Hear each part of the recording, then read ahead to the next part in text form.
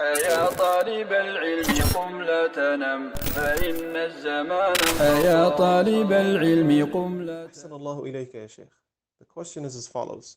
I have a work colleague who raised a complaint against me, which I feel is a form of oppression on my end. I have the opportunity to counter this complaint. My question is, does this classify as seeking judgment or tahakkum, as I am seeking a ruling from senior management? I understand that amongst Muslims, if there's a dispute, then when they take it to a third party for a matter to be contested, it is to be judged by the Quran and Sunnah, while this matter is being judged by two non-Muslims. Bismillah walhamdulillah wassalatu wassalamu ala rasulillah wa ala alihi wa sahbihi wa man wala. Regarding the question about tahakkum at the workplace, clear-cut answer, subhanAllah, and the quickest answer is of no, the person is not committing tahakkum by going to a manager or by going to someone who's higher up at the workplace to resolve some sort of dispute that they're having. A person might be labeled as a thief, a person might be labeled as a liar, a person might be labeled as a trickster, and the only way for this person to clear their name is to go through a conflict resolution scenario, which many workplaces have. Now, if the person is working in a military base, in a police station, in a courthouse, in a land where democracy is the law, then this person should not be going to get the conflict resolved, and this person should not be working at this place at all. So not only shouldn't you be going, you should have never got the job there in the first place. And when you found out that you're working for a kafir, for a taghut, you should have quit. Had tawakkul ala Allah Jalla wa Ala and look for another job. So that is clear cut. Now if you're working for a small proprietary company or a small business somewhere, and they have these conflict resolution plans in place, then there is no tahakkum in getting a conflict resolved through that very process that the company has in place. This is clearly a case where we don't say this is tahakkum. And this is very important to know. This is a maqasid. If you think that going to the person in charge of you is kufr, then you shouldn't be with that person at all. This is very simple, very easy for everyone to remember, bi'idhnillahi jalla wa ala. However, I want to give you a scenario quickly, bi'idhnillah, about two Muslims who are calling to al-Islam in a kafir land. This is a scenario, subhanAllah, that I was told that many of the tulabul ilm have been given to further clarify this issue about tahakkum, and especially going to the taghut. Two people were calling to al-Islam in a kafir land. Subhanallah, one of them had his family with him, the other guy was alone.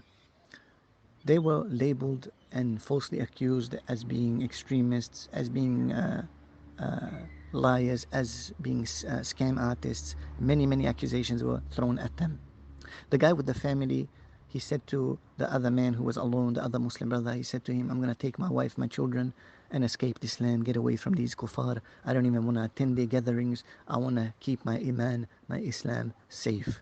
And that's what he did. He took off, and he didn't even want to have anything to do with these accusations. Now, keep in mind, where is he escaping from? Where is he going away from? From a kafir land where he was living. So he doesn't want to go to the gathering because the gathering is the gathering of the kuffar. But you're living in the land of, you're living in Darul Kuffar. Now, the other man, he says, I'm going to answer the accusations. I'm going to go to these people that have accused us, that have labeled us such and such. And he does so. He goes there and he speaks only the truth. He believes in Allah. He knows there's no ruler besides Allah Jalla wa Ala. He knows no one can legislate besides Allah. But he's there clearing his name, and not just his name, the name of the one that's gone, and also the names of those who will follow in their footsteps. Now, many people, when presented this scenario, they'll say the first one that escaped is the better of the two.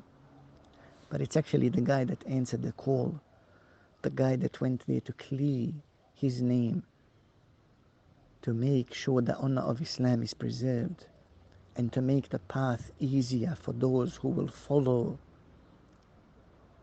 he is the better of the two. And again, there's no tahakkum in this. This is a scenario that I want you to remember bi'idhnillah azza wa jal in future, especially when you come to these debates. It's tahakkum, it's not tahakkum, it is tahakkum, etc.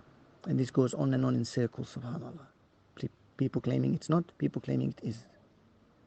وَمَنْ لَمْ يَحْكُمْ بِمَّا أَنزَلَ اللَّهُ فَأُولَٰئِكَ هُمُ الْكَافِرُونَ. Whomsoever rules by other than what Allah has revealed, then they are the kuffar. The taghut, the tawaghit could be many things. It could be the ruler, it could be the queen, it could be a jinn, it could be a man, it could be a rock, it could be a statue, it could be the cross. Na'am. But the one who rules by other than what Allah Azza wa Jal has revealed, he is a kafir. The one who accepts this ruling, then he is a kafir.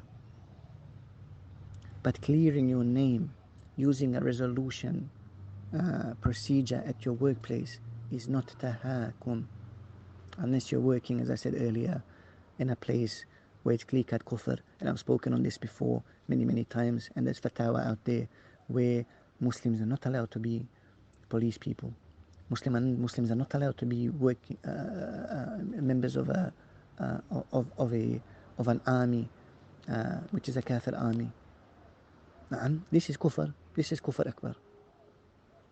Right? Because when you put yourself in that scenario, now you've put yourself at the hands of those ones who rule with other than what Allah Azza wa Jal has revealed.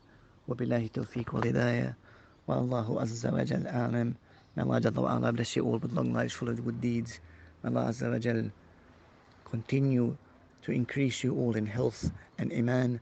وصلى الله وسلم وبارك على نبينا محمد وعلى آله وصحبه وسلم.